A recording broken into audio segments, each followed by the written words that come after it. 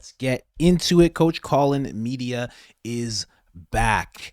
I'm going to be honest with you guys. I was getting a little overwhelmed with two channels, having to put out 3 on one channel and 3 on the other channel, and being the editor and the person who handles everything.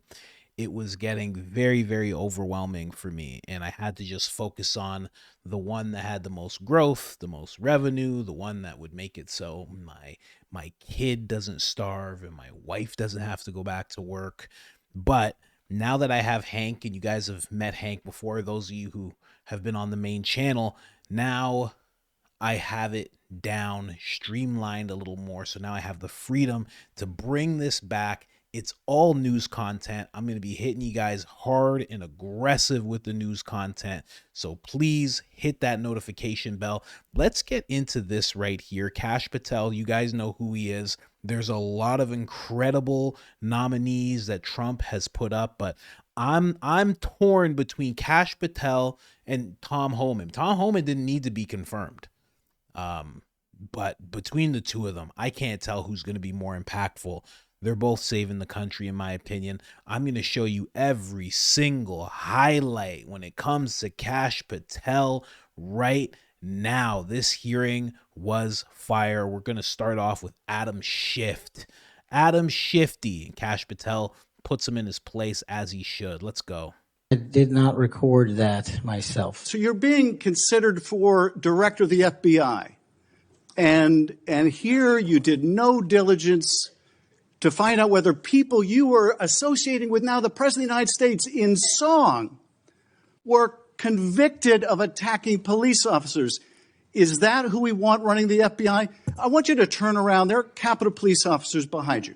They're guarding us. Take a look at them right now. Turn around. I'm looking at you. You're talking to me. No, look at them. I want you to look at them if you can, if you have the courage to look them in the eye, Mr. Patel, and tell them you're proud of what you did. Tell them you're proud that you raised money off of people that assaulted their colleagues, that pepper sprayed them, that beat them with poles. Tell them you're proud of what you did, Mr. Patel. They're right there. They're guarding you today. Tell them how proud you are. That's an abject lie, and you know it. I've never, ever accepted violence against law enforcement. I've worked with these men and women, as you know, you my entire life, it in song, and I did Mr. not Patel. make a single dime out of it. In song. Well, let me. How about you ask them if I have their backs, and let's see about that answer. Let me answer. ask you this, Mr. Patel. Let me ask you this.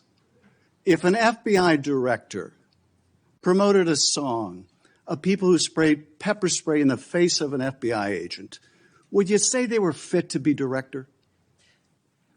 Mr. Schiff? Yes or no? Would they be fit to be director? I am fit to be the director of the FBI. If you were the FBI director and you promoted a song with someone who beat an FBI agent with a pole, would you say you were fit to be FBI director? Mr. Schiff, I am fit to be FBI director based on my 16 years in government did all service. Man, Kash Patel, he's going back and forth with him. He's putting him in his place. I mean, Adam Schiff, we all know about Adam Schiff and how terrible he is. And, look at him. Look at him. Just look at him. Kash Patel's handling business in this whole thing. It's very interesting to see the level of attack that they put on these people.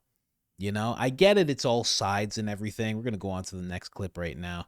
I get it that it's all sides and everything. Breaking news here. Breaking news, guys. Breaking news. Robert F. Kennedy reportedly secured the votes to become Secretary of Health and Human Services. This is absolutely tremendous. Wow. Amazing. Again, the level of attack that these people went on, they don't seem they don't even slightly seem like they're fighting for the American people. They're just fighting for themselves. They're just fighting for their side. It's actually gross to watch. Check this clip out. Hear your answer, yes or no. Did you make money? I don't have those financial disclosures. This is my third and last time I'm going to ask you that question. You have that information. So you refuse to answer the question. I answered 1,300 pages. No answer. And yet you spread dangerous misinformation. Hear your answer, yes or no. Do you see how crazy that is? you have that information. Oh, so you refuse to answer and you spread misinformation. It's the same type of virtue signaling stuff that they did with Trump, where all they were trying to do was paint a picture of Trump for everyone to see. Like right now, they know that this man is qualified to be the director of the FBI, and they're trying their best to make it seem like in the public eye that he's not qualified. That way, if they don't confirm him, it looks like they did the right thing. But in reality, when you break down who Kash Patel is, what he stands for, and his qualifications, he's not just a patriot. He's vastly more qualified than the former FBI director and the one before that, quite honestly. So the fact that they're doing this, it just looks so bad. It's the same thing that they did with Trump, make him a convicted felon. Okay, now he's a convicted felon. Now we'll just call him that. You can't make a convicted felon president.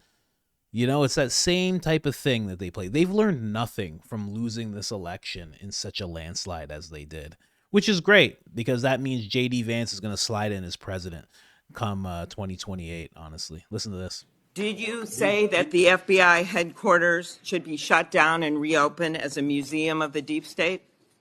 Mr. Chairman, are we allowed to go an extra time? Let's see. You get a second round.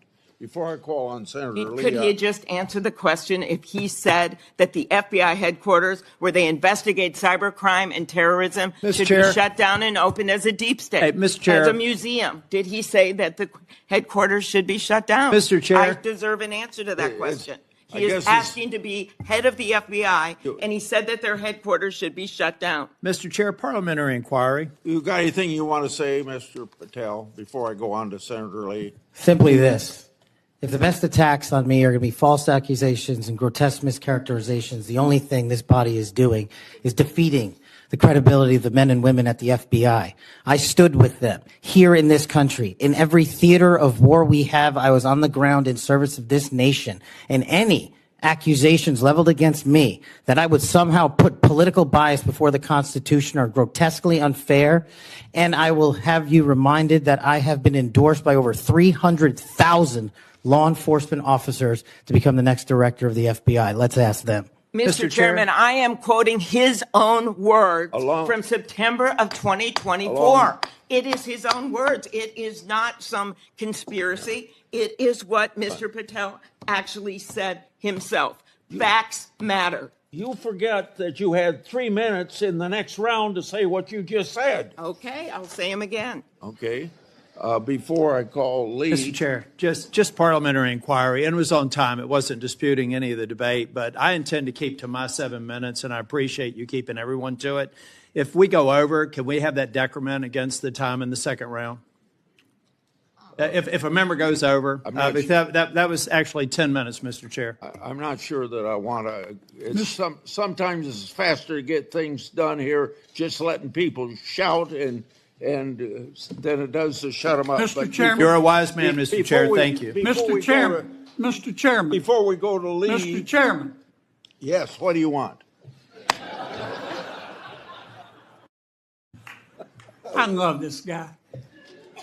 Mr. Chairman, I'm unlike Senator Tillis. I mean, if we're going to start this, I want an extra 3 minutes. Well, now my friend Senator Klobuchar went 3 minutes over. So here, what you're saying is the chairman wasn't a very good chairman by not shutting her up. But I've gone through this before, and I think I know how to handle it and get well, this done. I think you're a star-spangled awesome chairman. I just want to say that for the record. But if you're going to let somebody over there go 3 minutes over, I want my extra 3 minutes. Well, let's see if it's abused by anybody else before we make that decision. I'm just telling you, I'm going to abuse it.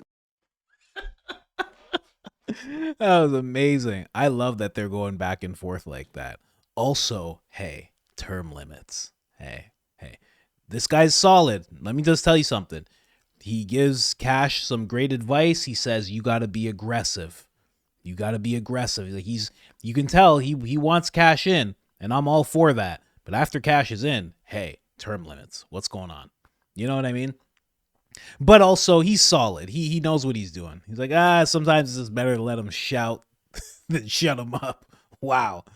That guy has been doing that job for decades, for sure. There's no way that's his first year. All right.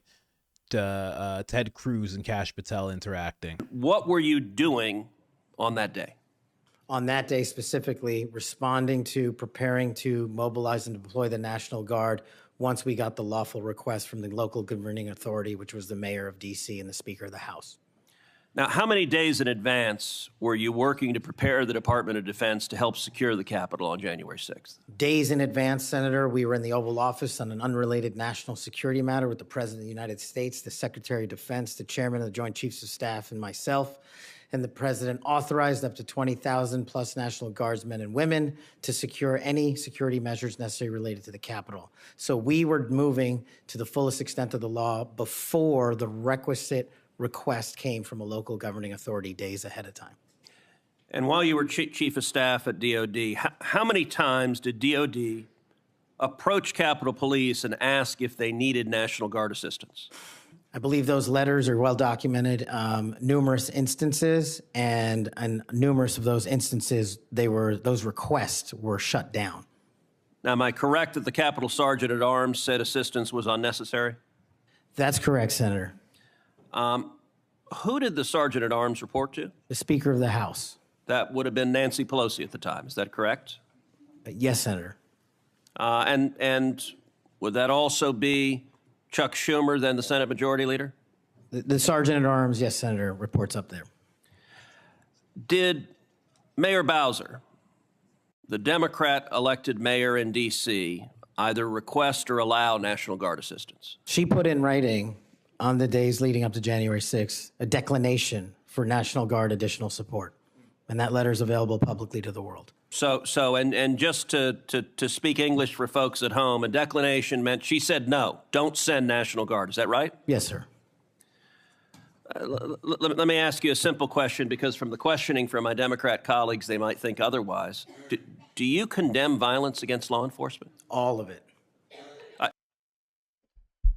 Wow, I didn't know that about the mayor. I knew that the Capitol Police Chief, Stephen A. Sund, I knew he was trying to make a call to the Sergeant of Arms, and the Sergeant of Arms was not letting the messaging get through, or at a certain point he wasn't letting it get through, but also Nancy Pelosi didn't like the optics of everything. He agreed with that, but I didn't know that the mayor did that as well. You know, people are, you know, at least on this one, it's saying, you know, holy, Ted Cruz questions Kash Patel about Nancy Pelosi's actions.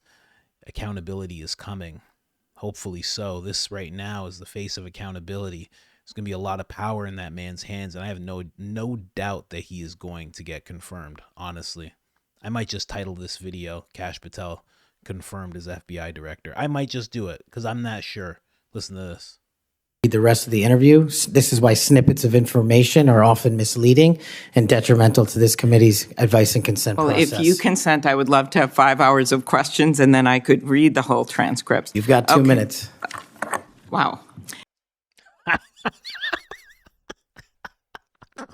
You got 2 minutes. Oh, man. It's because in the other clip, she went over her time and she wanted to ask more things. This guy's like, you got 2 minutes. You don't got 5 hours. Sorry. Sorry, lady who keeps attacking me unjustly. How about that? You don't have 5 hours. If you would consent to 5 hours. Yeah. Imagine him consenting to 5 hours with this chick. Are you crazy? She's pointing at the desk. He should answer the question. And, oh, I forgot to say, you know that question that she was asking? I mean, she was like, did he say that about Langley, that he would shut it down and make it a museum? He did say that. Yeah, he did. On the Sean Ryan podcast. Yep, he did. And I can't wait to see it happen. Oh, man. He didn't lie about it, ladies and gentlemen. He just decided to say something else because they're trying to make it all political. Okay? So I'm just putting that out there. No lies, but he did say it because Kash Patel is one bad MFer. All right, next clip. Thank you, Mr. Chair. Mr. Patel, do you believe that background checks for firearm purchases are constitutional? I don't know the in-depths of it, but I think that's what the Supreme Court has said, Senator. So The word would be yes. Yes. Can you say yes? Are background checks constitutional? I can say whatever the Constitution and the Supreme Court ruled is the rule of the land. Oh man, this guy's amazing. I love it. And check out the balls on this guy to be like, it's yes. Can you say yes? Like, how demeaning are you trying to be to somebody? Again, for these people to act like they have the moral high ground, like they're actually fighting for America when they're doing this to Kash Patel, is so crazy. They are clearly fighting for their own interests. And the fact that he is so qualified for this position and they don't want him in that position speaks so many volumes. You know, on the main channel, I was just doing a video. I was talking about positions and how, you know, they like to put people in positions who actually don't deserve to be there. That's 100% what they like to do. They like to have people who are incompetent in certain positions because those people are easier to control because they don't know how to handle the position. So that means you can actually control them. You can walk them around. I mean, a great example of that is Kamala Harris. She's a fantastic example of that. Let's get into the next one. Wait a minute, Senator. Get my grand jury testimony. I want it made public. I asked the Department of Justice to make it public, and they refused to do so. There is no legal bound against you telling us right now what you testified to. When I asked for my transcript to be released, Sir, did you or did you not commit a crime? Senator, I did not commit a crime. Then why won't you tell us what you testified to? Because it occurred over the course of 3 weeks. I don't have the ability to recall everything I testified to, but I'm asking you to put my transcript Did you testify to out. witnessing the President of the United States declassifying documents? Senator, what I testified to is best captured by that transcript in real time. So you're not willing to tell Congress, after making many pledges today about transparency, whether or not you testified to witnessing the President of the United States declassify documents. In the name of all the values you have said today, did you or did you not testify to witnessing the President of the United States declassify documents? I testified accordingly and under oath, and I encourage you to get that transcript. And by the law of our land, you are free to tell people, what are you hiding from Congress? Answer the question. Did you testify to witnessing the President of the United States declassifying documents, yes or no? Senator, the grand jury testimony is available to you.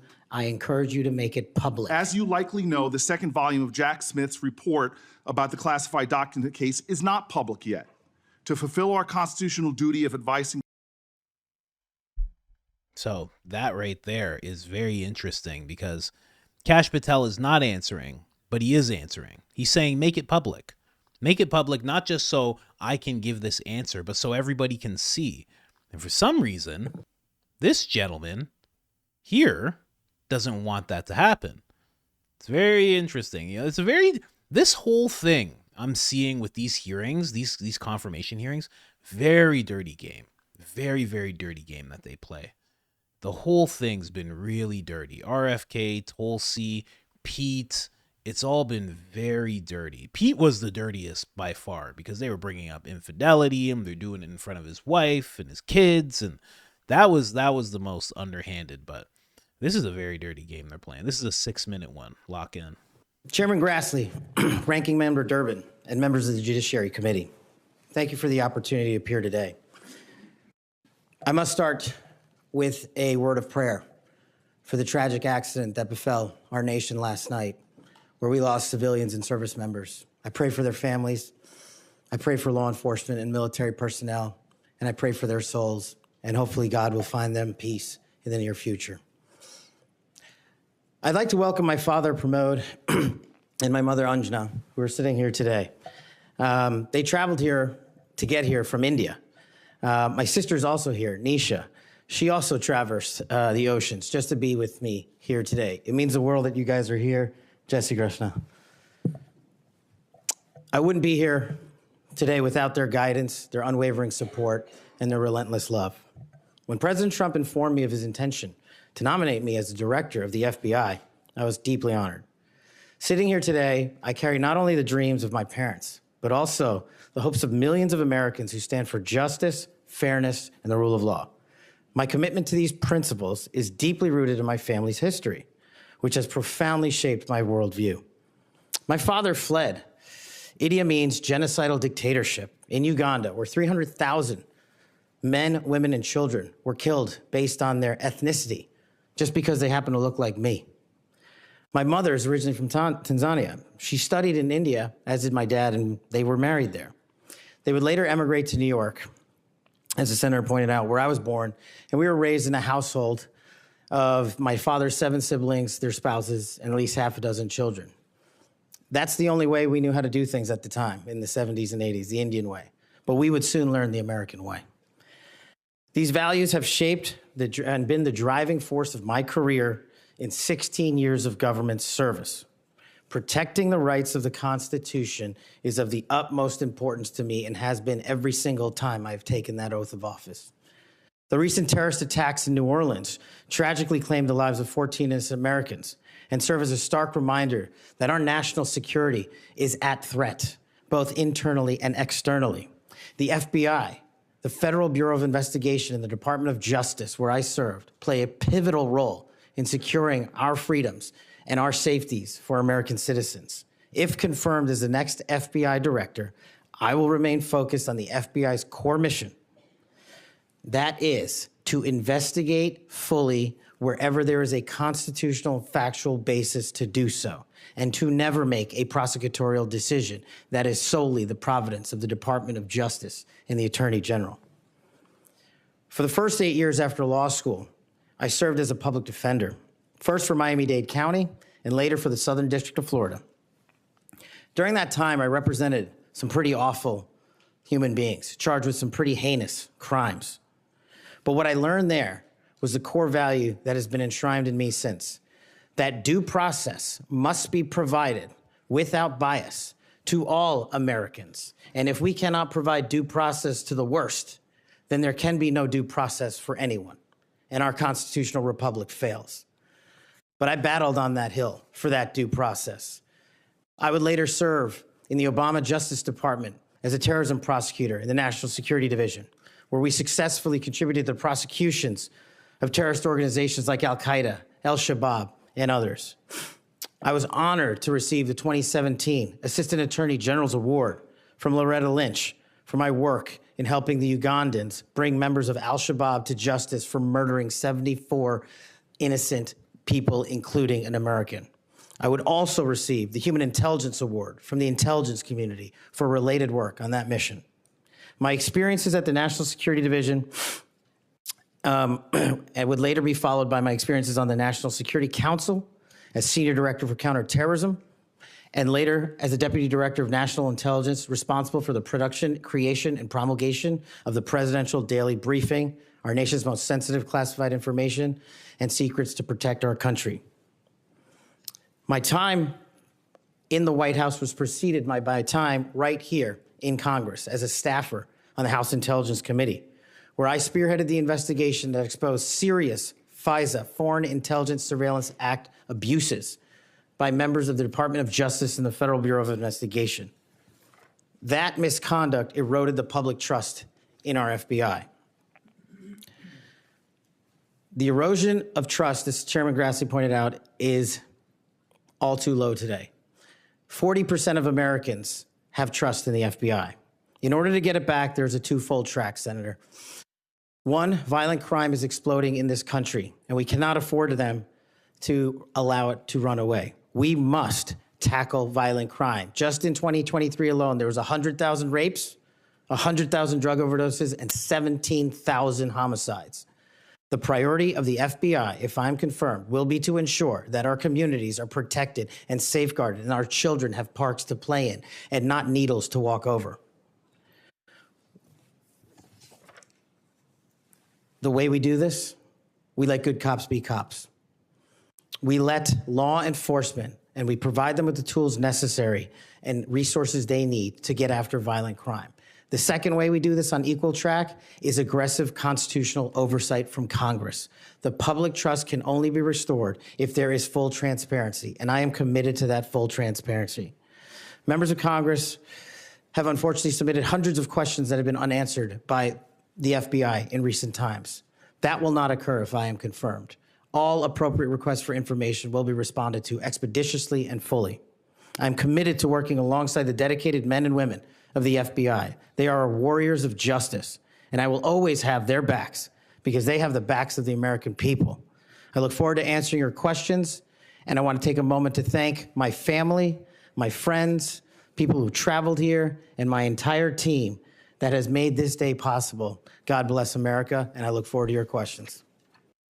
I see why they don't want him in there. He wants to enforce law instead of just doing complete nonsense and allowing chaos to spread throughout the entire country. I get it now. Now I understand. But, just to let that clip play out, you could hear a bunch of his qualifications towards this whole thing. Just so many. From, first off, a lot of people don't realize he's the one that figured out the FISA abuses, and he didn't say it, but that's actually linked to them spying on Trump's campaign. He was the one that blew the whistle on that and actually let Trump know that was happening. So, Trump loyalist, but also he figured out something massive that wasn't supposed to be happening. Speaker of the House Mike Johnson actually advocated to have that whole thing brought back, which I don't think is that good. Don't know why Trump trusts them, but I'm sure there's conversations that I don't know about. I'm sure. I'm sure all their conversations don't end up on YouTube where I can clip them up and listen to them. So here is another clip, and just remember everything he just said while they're grilling him the way that they are. Oh, wait, I think I showed you this one already. There's going to be some overlap here. Let me just make sure. They're guarding us. Take a look at them right now. Turn around. I'm looking at you. You're talking to me. No, look at them. I want you to look at them if you can, if you have the courage to look them in the eye, Mr. Patel, and tell them you're proud of what you did. Tell them you're proud that you raised. Can I look at his... He's like, why don't we go outside and see who can direct what? How about that? Very funny, but there's a little bit of overlap. I don't want to play a clip again and again. Charlie Kirk said this is a transformational day, seeing Kash and Tulsi testify. Changes here. The regime is falling. That's 100% true. Can't wait to see when Charlie actually runs for something. I'm gonna be honest. I think Charlie's gonna, whatever he runs for, he's gonna win. I have no doubt about that. He's been instrumental in the Trump campaign. Here's Senator Mike Lee talking with Fox about the whole thing. Listen to this. Kash Patel knocked it out of the park. I've been in the Senate for 14 years, on the Judiciary Committee the entire time. I don't think I've ever seen a nominee facing so many headwinds perform so masterfully, handle himself so flawlessly as Kash Patel did today. Look, they threw everything at him they had. And every single time, he proved up to the task. Here's the thing, Laura. There's so much pearl clutching going on here. These are the same people who looked the other way for the last 4 years as a campaign of politically motivated lawfare has been underway, wreaking havoc on the American constitutional form of government. Not a peep out of them, not a worry in the world about the political weaponization of the FBI. Now you've got somebody coming in promising to clean it up, and they hate him for it. They're irate about the fact that somebody's going to be doing that. They're the ones now panicked about lawfare when Kash Patel all along has said it's wrong. He's not going to engage in it, and they don't want to take yes for an answer. Kash Patel knocked it out of the park. I've been in the Senate for 14 years. Senator Mike Lee, if you like him, he's done I think he's done a couple of interviews with Tucker Carlson. There he is again. Who else thought Kash Patel nailed it today? I definitely think that he did. Reminder to anybody who is watching, I repost everything on X, just so you know. Every single clip that you see always gets repost. Let's listen to this right here. In the collective, all of those statements are taken out of grotesque context.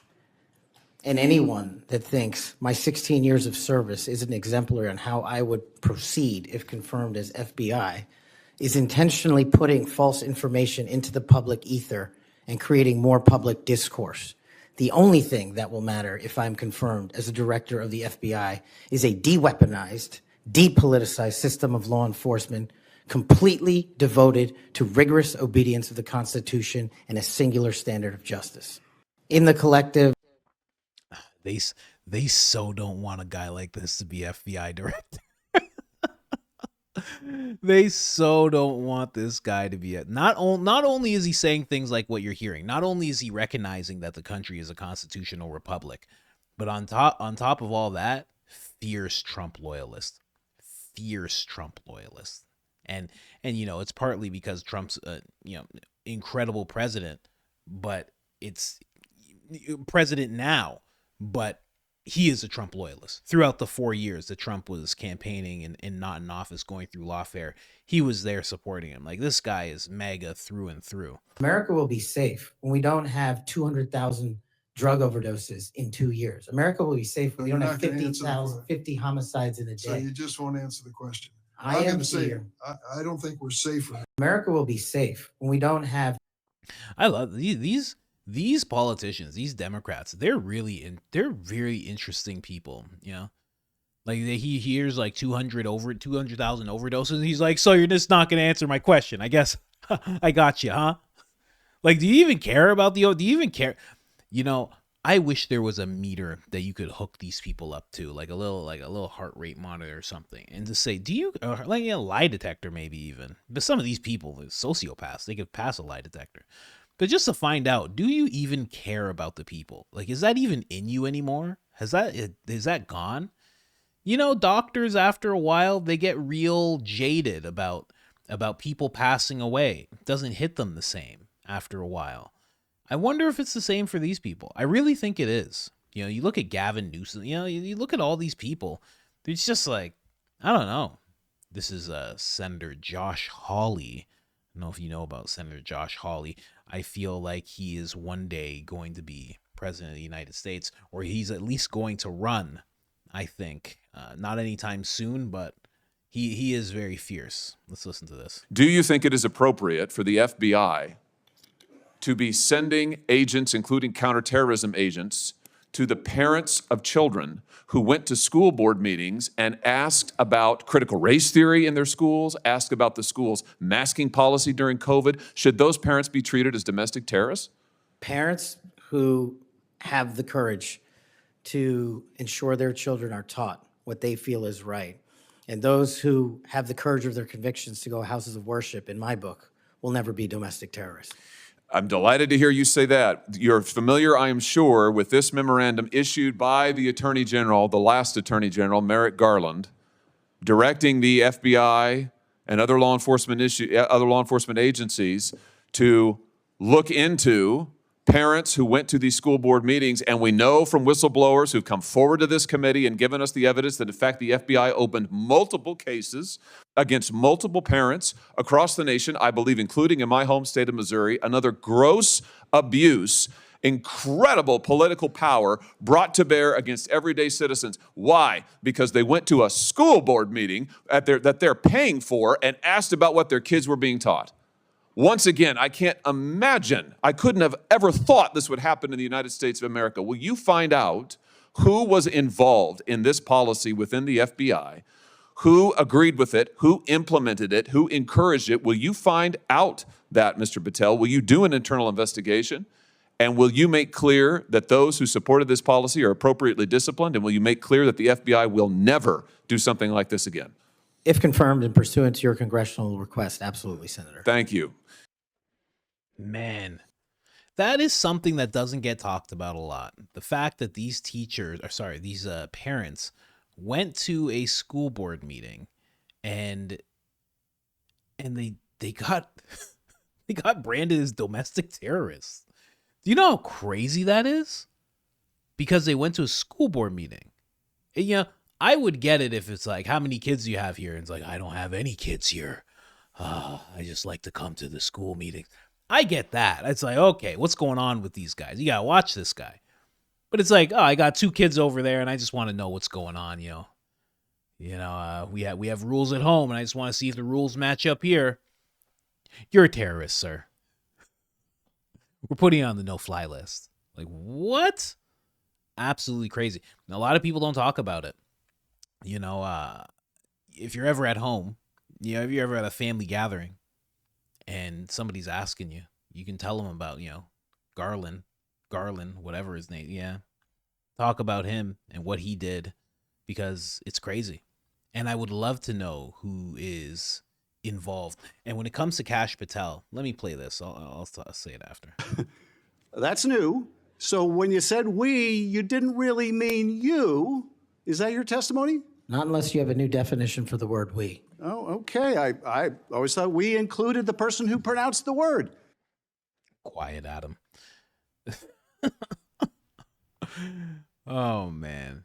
Let's move on. Ted Cruz here again. This is not going to be a combative video, of course, because Ted Cruz wants to see Kash Patel in this position. Does it concern you that Customs and Border Patrol in the previous administration instructed Border Patrol agents in particular to be on the lookout for Hamas or Hezbollah or Palestinian Islamic Jihad terrorists crossing our southern border?